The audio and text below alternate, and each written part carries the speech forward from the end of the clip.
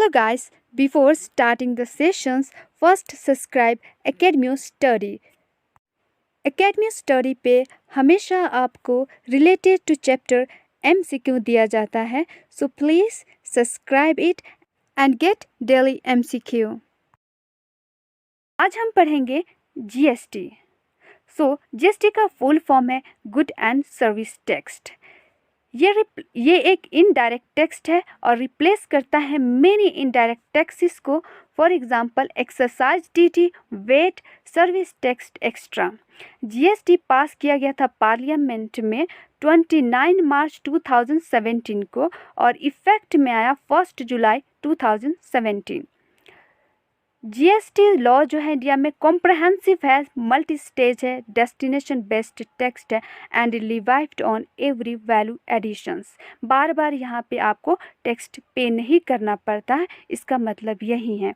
GST एक single domestic indirect tax है. इस बात का ख्याल रखें कि जीएसटी इनडायरेक्ट टैक्स है, not a direct tax. Okay, अब हम पढ़ेंगे जीएसटी ऑब्जेक्टिव के बारे में. So one nation one tax ideology को अचीव करने के लिए जीएसटी लाया गया है एंड ये सब्ज्यूम करता है मेजॉरिटी ऑफ इनडायरेक्ट टैक्सेस को. ये एलिमिनेट करता है cascading effect of the taxes. Cascading means कि टैक्स के ऊपर आपको टैक्स पे नहीं करने पड़ते हैं. यह कर्व करता है टैक्स इवेजन्स को, यानी इवेजन्स में आप टैक्स देने से बच नहीं सकते, कोई नहीं बच सकता, हर एक को यहाँ पे टैक्स पे करने पड़ते हैं. ये इंक्रीज करता है टैक्स पेयर बेस को. ओके, और online procedure for ease of doing business improve करता है लॉजिस्टिक एंड डिस्ट्रीब्यूशन सिस्टम्स को to promote competitive pricing, increase करता है कंजम्पशंस को. Okay, now it's turn to solve the question. So first one is GST created the uniform tax based and even removed cascading effect. क्या ये सही है?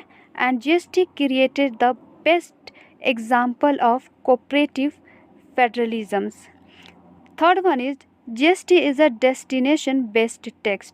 अभी हमने पढ़ा है, so पहले थिंक कीजिए, उसके बाद में आंसर कीजिए. So our answer is D part. 1, 2, 3 all is correct. GST remove the cascading effect, यानी टैक्स के ऊपर आपको टैक्स अब पे नहीं करने हैं. Higher threshold for GST registrations, ज़्यादा से ज़्यादा जीएसटी रजिस्ट्रेशन होगा and composition scheme for the small business. और ये सिंपलर ऑनलाइन फैसिलिटीज़ है जीएसटी कंप्लायंस के लिए. Relative ledger compliance under the GST. Defined treatment for e commerce activities, increase करता है efficiency in logistic. Regulating the unorganised sector, जो unorganised sector है उनको रेगुलेट करता है. ये 2 things is must important to remember. Okay, 3 type of GST अब पढ़ेंगे. Central GST is collected by the central government on an intra-state sale. For example, transactions happening within Maharashtra. CGST is collected by the central government. Intra-state, ये intra-state है, do remember, और ये transaction होता है within the Maharashtra. Intra-state means same he state में transactions होता है, उसको हम कहते हैं intra-state. And state GST is collected by the state government. जैसे इसका नाम सजेस्ट कर रहा है state GST, so of course it will be collected by the state government. और ये भी एक इंट्रा-स्टेट सेल है और ट्रांजेक्शन्स होता है विद इन द स्टेट, यानी Maharashtra, within the Maharashtra. And integrated GST is collected by the central government for interstate sale, यानी ये interstate means different states के बीच में होगा. For example, Maharashtra to Tamil Nadu. Rest of the GST except IGST all are the intrastate GST. One is interstate GST, that is integrated GST.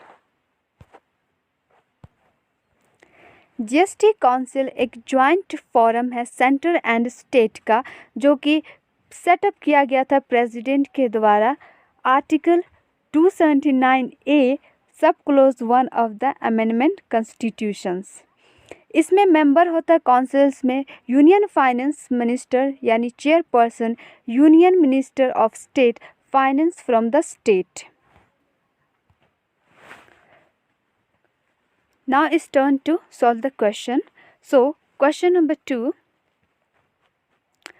Consider the following statement regarding the GST in India. It is a form of direct tax which is a comprehensive, multi-stage and destination based. क्या ये सही answer है? No, because it is a indirect tax not a direct tax. अभी तक हमने पढ़ा है GST is a indirect tax. हाँ, बाकी स्टेटमेंट करेक्ट है, लाइक कॉम्प्रहेंसिव है, ये मल्टी स्टेज है एंड डेस्टिनेशंस बेस्ड है। So that's why first one is eliminate. Okay, so GST एक इनडायरेक्ट टैक्स है, do remember. States are getting comprehensive for 10 years for loss of revenue due to implementation of GST. Okay, this one is correct. So our answer is B part. So subscribe Academy Study to get daily MCQ related to chapter. Thank you. So subscribe it.